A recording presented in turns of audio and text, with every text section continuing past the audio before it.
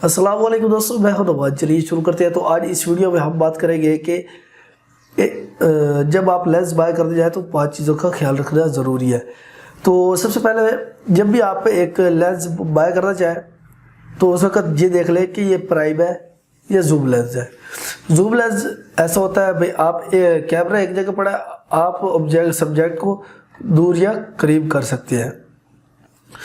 लेकिन जो prime lens होते हैं उनके लिए आपको कैमरा इस तरह मूव करना पड़ता है।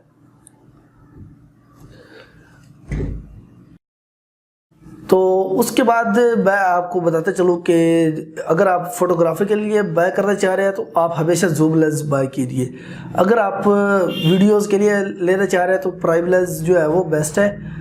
लेकिन पिक्चर्स जो है वो प्राइम लेंस से भी बहुत अच्छी बनती है। लेकिन जो जूम लेंस है उसका एक हमें इफेक्ट है, जब आप उसका जूम ज़्यादा कर देंगे तो ये देखिए जी, तो यहाँ पे आपको ये मेरे चेहरे के साइड पे यहाँ पे ये आपको सब कुछ ब्लर काफ़ी ज़्यादा दिखाई दे रहा हो, तो जबकि यहाँ पे बिल्कुल ब्लर नहीं है। इसकी वजह यह है कि जब भी आप कोई जूमिंग लेंस लेते हैं तो वो आपकी जो जब आप उसको जूम करके पिक्चर लेते हैं तो उसका बैकग्राउंड जो है वो काफ़ी नाइस और ब्लर हो जाता है और जो सब्जेक्ट होता है वो काफ़ी शार्प दिखाई देता है। तो अभी मैं आपको जूम करके दिखा देता हूँ कैसे। तो यहाँ पे देखें जो मेरा चेहरा है ये आपको काफ़ी शार्प दिखाई दे रहा है, जबकि मेरा बैकग्राउंड जो है वो मुझसे कुछ फीट ही दूर है यहाँ पे, तो वो आपको काफ़ी मध्यम दिखाई दे रहा है। तो तीसरी चीज़ ये है कि आप लेंस को चेक कर लें कि उसमें इमेज स्टेबलाइजेशन है या नहीं। तो इमेज स्टेबलाइजेशन क्या होता है कि लेंस के अंदर एक मोटर होती है जो कि आपकी इमेज को स्टेबल कर देती है। वो आप अगर आप आपका कैमरा मूव हो भी रहा है जब आप वीडियो बना रहे हैं तो इमेज जो है वो काफ़ी स्टेबल होगी। तो इस वक्त काफ़ी मैं शेक कर रहा हूँ अपने कैमरे को, तो आपको इमेज की स्टेबलाइजेशन दिखाई दे रही होगी। अगर मैं इमेज स्टेबलाइजेशन ये देखिए जी, मैं ऑफ कर देता हूँ तो ये देखिए ये मैं दोबारा कैमरा मूव कर रहा हूँ तो इसमें इमेज स्टेबलाइजेशन नहीं है। तो ये मैंने इमेज स्टेबलाइजेशन और कर दी और ये देखिए ये काफ़ी इतना शेक नहीं आ रहा, तो काफ़ी फ़र्क होता है। ये नहीं होता कि आप कैमरे को इस तरह मूव कर रहे हैं और उसमें इमेज ख़राब आ रही तो हमें ख़राब होगी। थोड़ा बहुत जो शेक होता है ये देखिए ना, ये वाला शेक जिस तरह हाथ मूव करे तो ये वाला शेक जो है वो कैमरा इजीली बेयर कर सकता है और आपकी इमेज जो है वो स्टेबल हो सकती है। लेकिन जब आप बहुत थोड़ा जूमिंग लेंस लेते हैं जैसे 50 to 250 है, 75 to 300 है, तो उसके अंदर इमेज स्टेबलाइजेशन बहुत ज़रूरी है, क्योंकि थोड़ा सा भी शेक जो है ना आपकी पिक्चर ख़राब कर सकता है। तो अब हम आते हैं चौथी बात पे कि आप चेक कर लीजिए कि जब भी आप लेंस कोई बाय कर रहे हैं कि उसमें ऑटो फोकस मोड हो।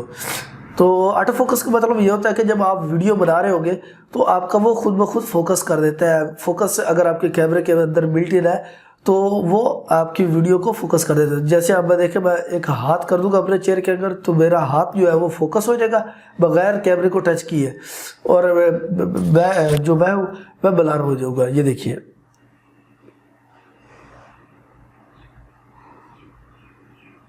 तो काफ़ी करीब था हाथ इसलिए फोकस नहीं हो रहा। तो यहाँ पे देखिए जी, हाथ मेरा फोकस हो गया है और बैकग्राउंड जो है वो धुंधला हो गया। तो इस वक्त अभी मैंने हटा दिया तो देखिए जी, अब कैमरे ने मुझे फोकस कर लिया और मेरा बैकग्राउंड ब्लर हो गया। तो ये होता है ऑटो फोकस। तो ये भी चेक कर लीजिए कि आपके लेंस में है या नहीं। अगर आपकी रिक्वायरमेंट है फोटोग्राफी तो फिर आपको ऐसे लेंस बाय करने की ज़रूरत नहीं है। अगर आपकी जो रिक्वायरमेंट है वीडियो की तो आप ज़रूर ये लेंस बाय कीजिए।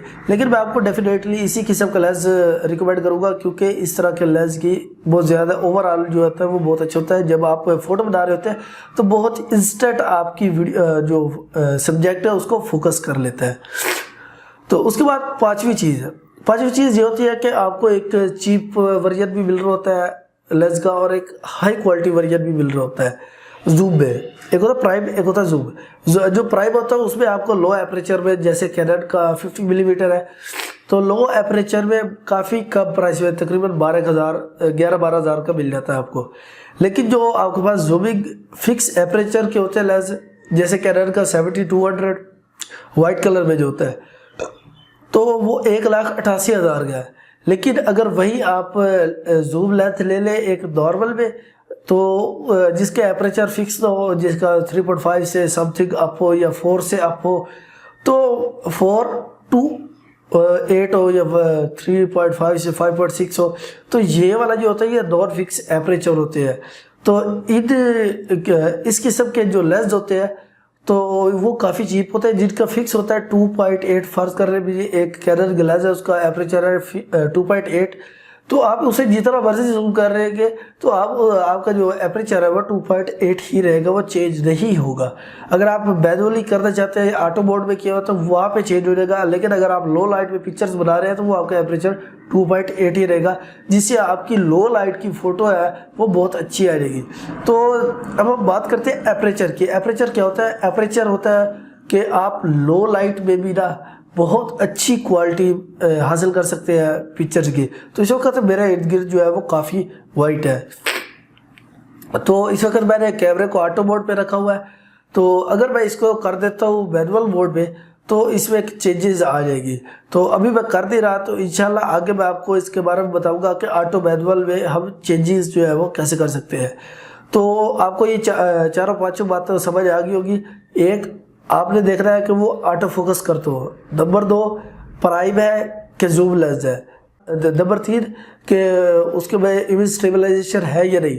नंबर 4 कि वो किस क्वालिटी का लेंस है, एक नॉर्मल क्वालिटी का है, ये एक हाई क्वालिटी का लेंस है, क्योंकि हाई क्वालिटी के लेंस जो है वो काफ़ी एक्सपेंसिव होते हैं नॉर्मल लेंस के मुताबिक, और उनका जो वो बहुत अच्छे लेंस होते हैं। तो उम्मीद करता हूँ आपको वीडियो पसंद आई होगी। अगर आपको पसंद आई है तो लाइक कर दीजिए, सब्सक्राइब कर दीजिए और शेयर भी कर दीजिए, ताकि इस तरह की और वीडियोस लाता रहूँ। Thanks for watching. अल्लाह हाफिज़।